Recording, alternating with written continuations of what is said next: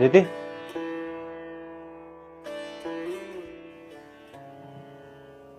वो ना बहुत कस के भूख लगा हुआ, कुछ खाने को लाना। आपके अंदर दिमाग नहीं है क्या? हाँ, आपको पता है मैं हर रोज खाना किसी को भी देने से पहले भगवान को भोग लगाती हूँ।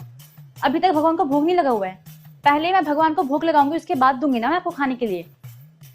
किसी बच्चे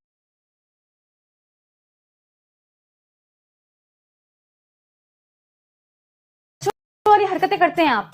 रुकिए, पहले भगवान को पहले मैं भोग लगा दूं, समझे? सुनो, कम से कम चाय बना कर ला दो ना। क्यों, आपको चाय बनाने नहीं आती है क्या?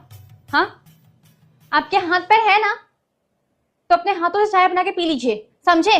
हर बार निर्भर मुझ पे ही रहते हैं आप।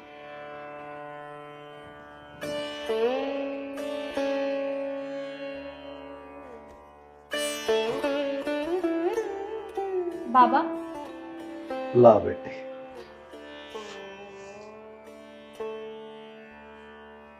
सदा सुखी रहो, अखंड सौभाग्यवती भवा। वही तो नहीं है बाबा जी, घर में हर दम कलेश होते रहते हैं, कुछ ना कुछ होता ही रहता है घर में। बाबा जी, आप कुछ उपाय बताइए ना, जिससे घर में सुख शांति आए, जिससे घर में लड़ाई झगड़े कलेश ना हो।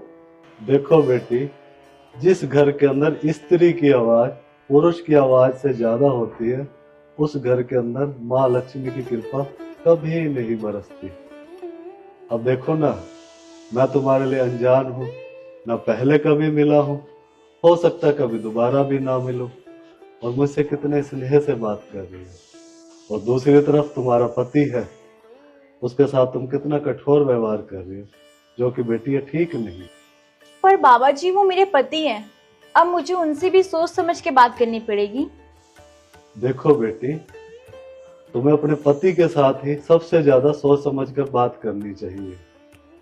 अब हमारा क्या है, हमसे तो तुम कैसे भी बात कर सकती हो, ज्यादा से ज्यादा क्या होगा, निराश होकर तुम्हारे द्वार से चले जाएंगे। अगर तुम्हारा पति निराश होकर तुम्हारी जिंदगी से चला गया, तो बेटी तुम्हारी जिंदगी के अंदर अंधकार ही अंधकार हो जाएगा। देखो ना, माँ लक्ष्मी स्वयं विष्णु के चरणों में बैठी है, और हम तुम क्या चीज है?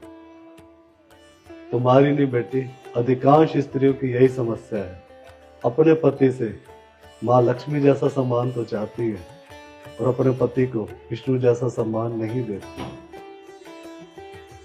और जो कि उन्हें पति का विशेष ध्यान रखना चाहिए। कहते हैं ना, अगर तुम्हारा घर में पति भूखा बैठा है, तो भगवान इस भोग को कभी स्वीकार नहीं करेंगे। हर स्त्री के लिए उसका पति ही परमेश्वर होता है। तो तुम्हें ज्यादा से ज्यादा अपने पति को स्नेह देना चाहिए और उसका ध्यान रखना चाहिए। तो हमेशा जिस घर के अंदर स्त्री अपने पति का सम्मान करती है, उसका ध्यान रखती है, उस घर के अंदर माँ लक्ष्मी की अपार कृपा बरसती है। ठीक है बेटी, मैंने जो कहना था कह दिया, बाकी तुम्हारी मर्जी। जी बाबा जी, मैं समझ गई। जय जय श्री राम। प्रणाम बाबा जी। सदा सुखी रहो। जय जय श्री राम।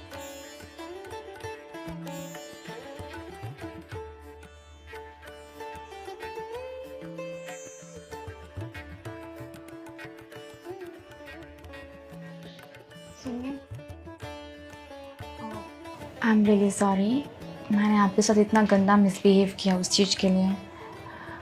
मैं भी कितनी पागल हूँ ना, हमेशा आप पे गुस्सा करती रहती हूँ, हमेशा ना जाने आपसे कितने गलत सब बोल देती हूँ, उल्टा सीधा शब्द यूज़ कर देती हूँ। मुझे माफ़ कर दीजिए। आज पता है, एक बाबा आए थे बाहर, उन्होंने ना मेरी आंखें खोल दी।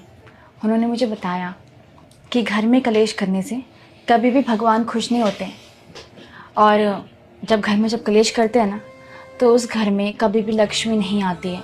लक्ष्मी निराश होकर चली जाती है उस घर से, और घर में जितनी सुख शांति होती है ना, उतने ही घर में लक्ष्मी आती है और लक्ष्मी बहुत खुश रहती है।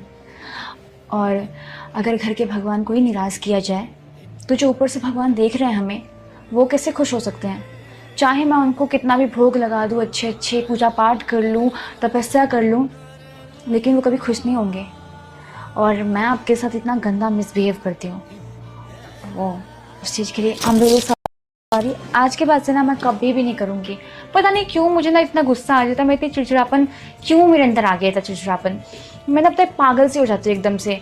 उसके बाद मुझे रियलाइज़ होता है, लेकिन फिर ईगो आ जाता है सामने, फिर मैं आके सॉरी नहीं बोल पाती हूँ। लेकिन अभी नहीं, अभी कोई ईगो नहीं है। मुझे प्लीज़ माफ़ कर दीजिए।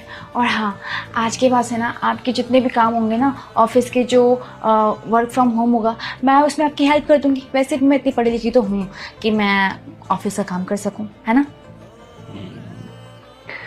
पता है, नाराज नहीं होता हूँ मैं, बस ऊपर वाले से ये बस प्रे करता हूँ कि जल्दी तुम्हें सद्बुद्धि आ जाए।